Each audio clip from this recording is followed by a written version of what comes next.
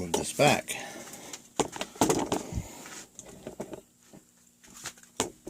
Sorry for my messy workbench and everything.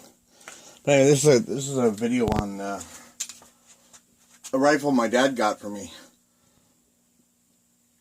for my 44th birthday, which is next month. But he figured he'd give it to me 2 weeks ago as a fixer-upper. This is a Marlin number 20, not model. It's a number 20. The rear stock right now is hanging up over there, being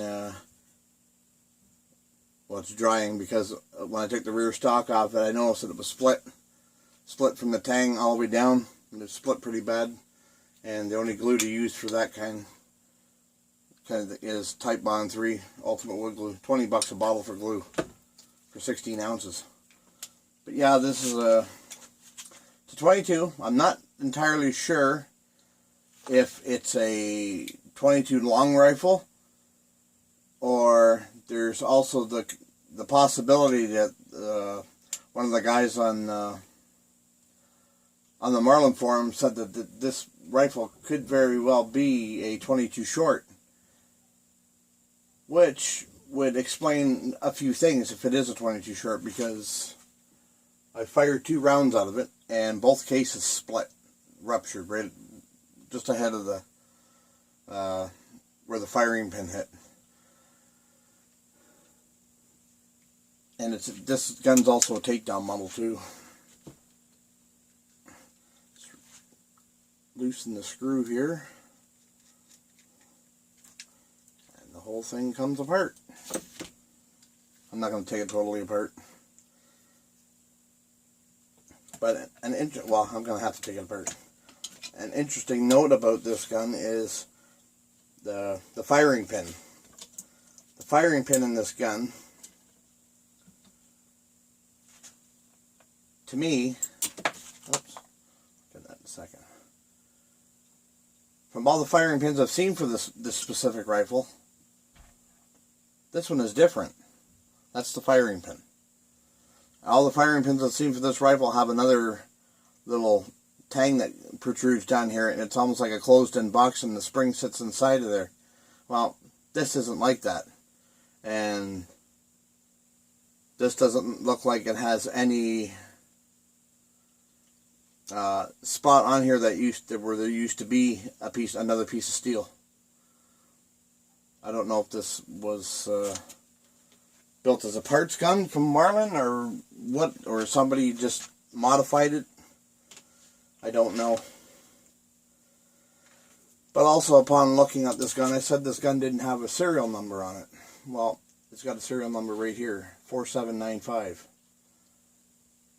But other than the Marlin markings, the Marlin number 20 that's right here on the back tang, the top back tang, that's the only markings on this gun. That doesn't say 22 long rifle, 22 short, doesn't say nothing like that at all. So, if anybody knows anything about these Marlins, these older ones, please leave a comment down in the comment section and let me know, because trying to find information about this specific rifle is becoming a pain in the ass. This rear sight here is not the original. The original sight was just a fixed blade. I guess it might have flipped up and down, but it just fit into the dovetail that was cut into the barrel here. Yeah, it's not the original sight. Somebody put a buckhorn leaf sight in this and called it a day. It's a tube feed. And the tube looks to be pretty beat up. It's pretty worn. I'd almost swear that this gun may have seen a touch of fire as well, because of the way the bluing is worn off the barrel here. Maybe. I'm not sure, because the wood on the gun is pretty good, so there's no scorch marks or anything.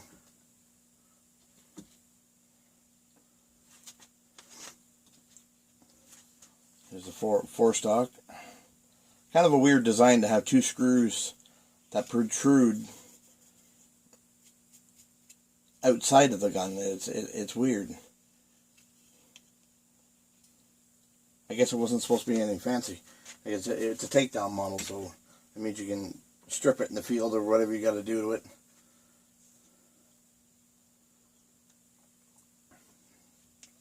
But once I figure out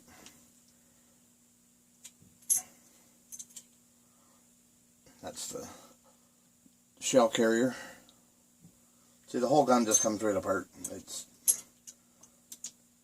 It's like 1, 2, 3, 4, 5, 6. 6 pieces total internally. No springs. Well, there's one spring on the inside that's held in by a screw on the outside of the receiver. And when I first got this, this was pretty much frozen inward, and I had to let it soak in Hoppy's cleaning solution, gun solution there for a while before it would free up.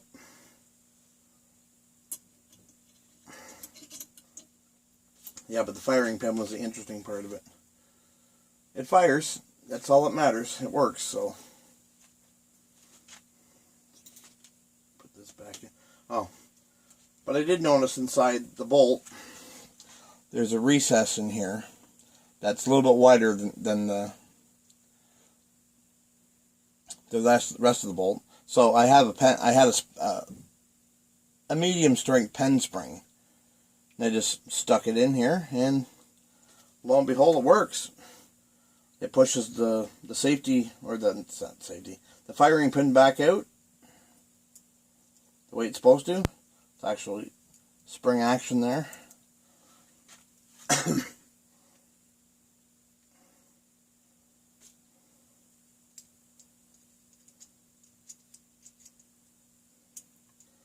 That rides along the top.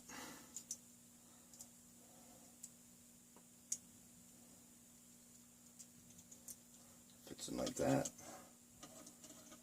Fits in there like that. And then the handle goes right back on like that. You take the other side of the receiver.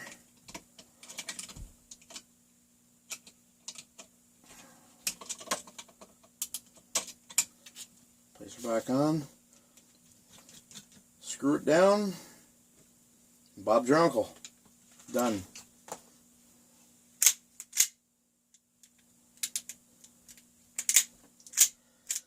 Now another thing about this gun is I was told that when it's locked into battery, when you chamber around, if the hammer is all the way back or in safe mode, that, or in half cock, which is that the action is not supposed to open, it's supposed to be locked up. Well, this gun opens. And that to me is a little, I don't want to fire it again until I get that problem figured out. If I can actually figure that problem out. Because if I can't, it's just going to be a rifle that's part of my collection.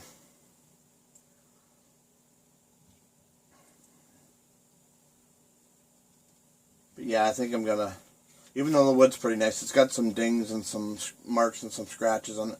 It looks like somebody tried to refinish the rear stock before, and there's sandpaper gouges in the stock. Look like they're using like 220 grit sandpaper for it.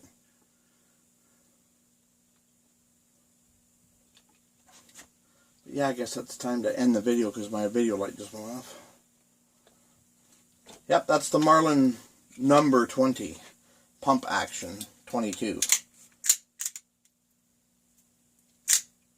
Built between 1890 and 1904, and then all the 20A models were built after that. That's what I've read anyway. If that's wrong, someone correct me. Okay, see you later.